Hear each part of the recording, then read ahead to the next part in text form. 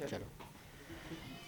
झारखंड में कोरोना संक्रमण का दायरा लगातार बढ़ रहा है और लगातार जो है केसेस वो पिछले हफ्ते भर में लगभग 5 से 10 गुना तक बढ़ गए हैं। क्या कुछ वजह है और किस तरह से राज्य सरकार तैयारियां कर रही है? हमारे साथ स्वास्थ्य मंत्री बन्ना गुप्ता जी हैं। सर, केस बढ़ने के पीछे क्या रीजन आपको नजर आता है? देखिए, केस बढ़ने के पीछे रीजन तो चूँकि विधि विशेषज्ञ या इसके वैज्ञानिक आधार तो हमारे पास नहीं है, लेकिन ऐसा महसूस होता है कि थोड़ा लोगों की लापरवाही भी है और थोड़ा पूरे दुनिया में फिर से जो है कोविड ने दस्तक दी है। ये अलग सी बात है कि एक भी अभी तक झारखंड में ओमिक्रॉन वेरिएंट का एक भी मामला अभी तक नहीं प्रकाश में आया है, लेकिन ये सच्चाई है कि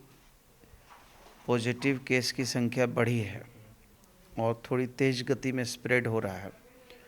अब ये तो बताया जाता था कि ओमिक्रॉन जो है 7 गुना ज़्यादा पिछले डेल्टा वेरिएंट से 7 गुना ज़्यादा स्प्रेड करने की क्षमता है, लेकिन ये अभी समझ में नहीं लोगों को आ रहा है कि ये ओमिक्रॉन का असर है या ये फिर वो पुराने व्यवस्था का असर है। चूँकि जितने हमारे सैंपल गए थे 28 के करीब, एक भी सैंपल में इस बात को नहीं उल्लेखित किया है कि यहाँ ओमिक्रॉन का एक भी पॉजिटिव है। लेकिन इस बात से इनकार भी नहीं किया जा सकता है कि भविष्य में ऐसे हो सकता है या नहीं हो सकता। तो इसके लिए हम लोगों ने प्रारंभिक तौर पे ही हम लोगों ने जो तैयारी की थी वो तैयारी को और मजबूत करने का काम किया है। अभी हमारे पास राज्य में 28,261 बेड हमारे पास ऑलरेडी हैं और हम लगातार अपने सीसीयू को, आईसीयू को, एनआईसीयू को, पीकू को, चाइल्ड मदर यूनिट को, सभी चीज़ों को दुरुस्त कर रहे हैं और एक महीने में हमने करीब 55 लाख के आसपास जो है नए लोगों को वैक्सीनेट किया है। तो एक तरफ जो हमारा वैक्सीनेट का दर है उसको बढ़ा रहे हैं, फर्स्ट फेज और सेकंड फेज के अंतर को कम कर रहे हैं, और दूसरा जो है कि भविष्य में जो 15 से 18 साल के बच्चों को वैक्सीनेट करना है उसमें जो गाइडलाइन आई है वो गाइडलाइन में कोवैक्सीन को से ही उनको बच्चों को देने की बात कही है। तो वो 3 तारीख से वो भी हम लोग काम चालू करने जा रहे हैं और इसी के साथ 10 तारीख से हम जो है बूस्टर डोज की जो बात है वो बूस्टर डोज भी 10 जनवरी से हम उसको ही प्रारंभ करने जा रहे हैं।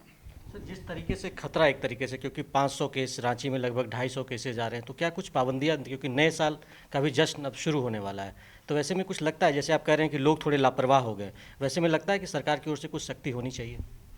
नहीं, आज माननीय मुख्यमंत्री जी के नेतृत्व में एक हाई प्रोफाइल बैठक 4 बजे आहूत की गई है। उस बैठक में हम लोग जितने भी स्वास्थ्य संबंधी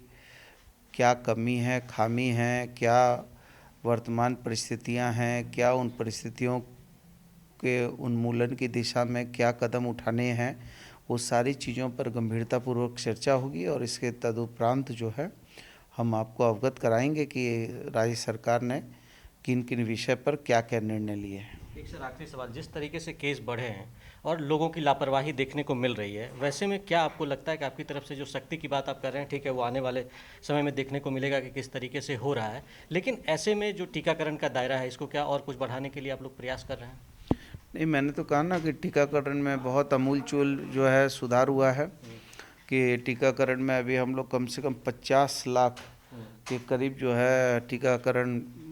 ज़्यादा कर चुके हैं और हम लोगों ने कुछ टारगेट भी फिक्स किए हैं। 24 ज़िले के उपायुक्तों को दिशा निर्देश दिए गए हैं कि वो ज़्यादा से ज़्यादा लोगों को वैक्सीनेट करें और हम उस पर पूरी तरीके से कार्रवाई कर रहे हैं। साथ ही साथ 24 ज़िले के उपायुक्तों को ये भी दिशा निर्देश दिए हैं कि लोगों में फिर से अवेयरनेस लाने के लिए, लोगों को थोड़ा सा जागृति लाने के लिए वो अपने अपने क्षेत्र में जहाँ भीड़ भाड़ की जगह है वहाँ ज़रा प्रचार तंत्र के माध्यम से लोगों को ज़रा सा ये करें कि थोड़ा सा भीड़ भाड़ कम लगाएं, थोड़ा ICMR का गाइडलाइन, WHO के गाइडलाइन को भी मानने का काम करें। सर, क्या अगर तीसरी वेव की आशंका जताई जा रही है, वैसे में क्या लगता है लोगों को डरने की ज़रूरत है, क्योंकि आप पूरी तरह से तैयार हैं तीसरी वेव से लड़ने के लिए? नहीं, देखिए, डरने की बात नहीं है। बात देखिए, जब भी डर सामने आता है तो आदमी को तो डट के मुकाबला ही करना है और हम लोग पूरी तरीके से राज्य सरकार जनता का जनता के लिए जनता के द्वारा चुनी हुई सरकार है, इसलिए जनता के जान प्राण की रक्षा करने के लिए सरकार वचनबद्ध है। इसलिए डरने की आवश्यकता नहीं है। डरने के बजाय हमको थोड़ी सावधानी, थोड़ी सुरक्षा और थोड़ी जिम्मेवारी, थोड़ी जवाबदेही के साथ काम करना चाहिए। तो हम बात कर रहे थे स्वास्थ्य मंत्री बन्ना गुप्ता जी से, जिन्होंने साफ तौर पर कहा कि अगर तीसरी वेव की स्थिति उत्पन्न भी होती है तो राज्य सरकार पूरी तरह से तैयार है, लेकिन उन्होंने लोगों से सावधानी बरतने और एहतियात बरतने के साथ साथ जो कोविड गाइडलाइंस है उसका पालन करने का भी अनुरोध किया है। अपने सहयोगी सरिता के साथ मैं दिवाकर कुमार, दूरदर्शन समाचार।